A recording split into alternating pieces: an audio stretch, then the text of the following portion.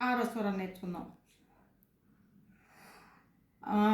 సరి గ మ ప మ ద ప సరి గ మ ప ద ని స సా ని ద ప మ ప గ మ సా ని ద ప మ గ రి స సరి గ మ ప మ ద ప సరి గ మ ప ద ని స సా ని ద ప మ ప గ మ సా ని ద ప మ గ రి స సరి గ మ ప మ ద ప సరి గ మ ప ద ని స సా ని ద ప మ ప గ మ సా ని ద ప మ గ రి స సా రి గ మ ప మ ద ప స రి గ మ ప ద ని స సా ని ద ప మ ప గ మ సా ని ద ప మ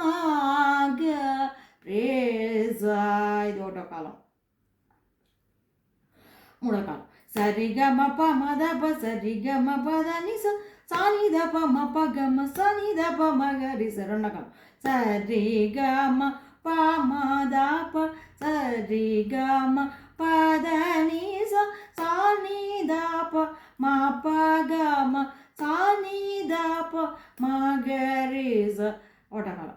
సరి గ మ ప మ ద ప సరి గ మ ప ద ని స సా ని ద ప మ ప గ మ సా ని ద ప మ గ రే స.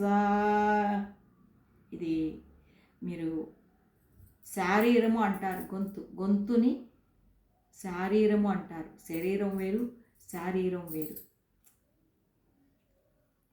వోకల్ కార్డ్స్ ఉంటాయి ఇక్కడ మనకి. హార్మోనియం పెట్లో వీటిలో ఎలా ఉంటాయో ఇక్కడ కూడా ఉంటాయి మనకి. అందువల్లే మాట కానీ శబ్దం కానీ వస్తుందన్నమాట. ప్రాణాగ్నుల సంయోగం వలన సౌండ్ వస్తుంది మనిషికి. ఎవరికైనా ప్రాణాగ్నుల సంయోగం వలన సౌండ్ వస్తుంది. సో ఇప్పుడు మీరేం చేస్తారంటే, నేను ఎందుకు చెప్తున్నానంటే, మీరు అందరూ వింటారని సైలెంట్గా పాడుకోకుండా గొంతు విప్పి చక్కగా ఎంత స్థాయి వరకు పాడగలరో శృతి పెట్టుకొని ఆ శృతిలో చక్కగా పాడండి. అప్పుడు మీకు పాడే కొద్దీ పై స్థాయిలు కూడా అలవాటు అవుతాయి. అంతేగాని లోపల చిన్నగా ఎవరికి సౌండ్ రాకుండా పాడాల్సిన అవసరం లేదు.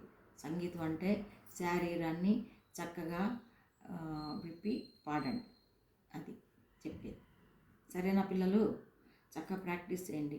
మీకు అర్థమవుతుందని నేను అనుకుంటున్నాను. Okay, bye.